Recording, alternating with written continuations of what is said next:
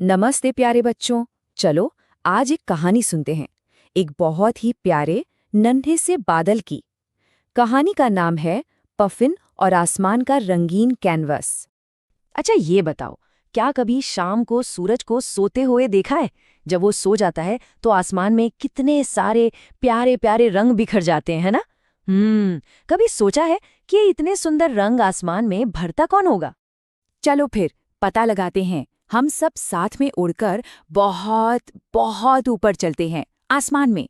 देखो, वहीं पर एक छोटा सा प्यारा सा बादल रहता था और उसका नाम था पफिन। अब ये जो पफिन था ना, वो कोई बड़ा सा डरावना बादल नहीं था। अरे नहीं, बिल्कुल नहीं। वो तो एकदम छोटा सा था, रुई की तरह नरम नरम। और पता है वो दिखता कैसा था? बिल्कुल एक छोटे से खरगोश के बच्चे जैसा। और इस छोटे से पफिन का एक बहुत बहुत बड़ा सपना था। जानते हो क्या? वो चाहता था कि वो भी आसमान को पेंट करे, बिल्कुल सूरज की तरह। वो हर शाम को आसमान को देखता और मन ही मन सोचता, वाह कितना सुंदर है, काश मैं भी आसमान को इतने प्यारे रंगों से भर पाता। तो फिर एक दिन क्या हुआ, उसने हिम्मत जुटाई और वो अपनी नानी के पास गया। उसकी नानी का नाम था निम्बस और वो वहां की सबसे समझदार बादल थीं। पफिन ने ना बहुत धीरे से पूछा, नानी मैं तो इतना छोटा हूँ, क्या क्या मैं सच में आसमान में रंग भर सकता हूँ? नानी निम्बस ने पफिन को बड़े प्यार से देखा और मुस्कुराते हुए कहा, ओ मेरे प्यारे पफिन, याद रखना दुनिया में जितनी भी बड़ी बड़ी चीजें हैं ना, उनकी शुरुआत हमेशा बहुत छोटी ही होती है। नानी की ये बात सुनकर पफिन के अंदर जैसे हिम्मत आ गई। तो अगली शाम उसने पूरा जोर लगाया और खुद को ऐसे जोर से सिकोड़ा, फुफ फुफ फुफ। उसे लगा शायद कोई रंग निकलेगा, पर कुछ भी तो नहीं हुआ। अब पफिन को थोड़ा सा उदास लगा। उसे लगा शायद मैं ये कभी नहीं कर पाऊंगा। लेकिन जानते हो, उसने हार नहीं मानी। उसने अपने आप से कहा, नहीं, मैं बस एक बार और कोशिश करूंगा। और फिर तभी एक जादू हुआ।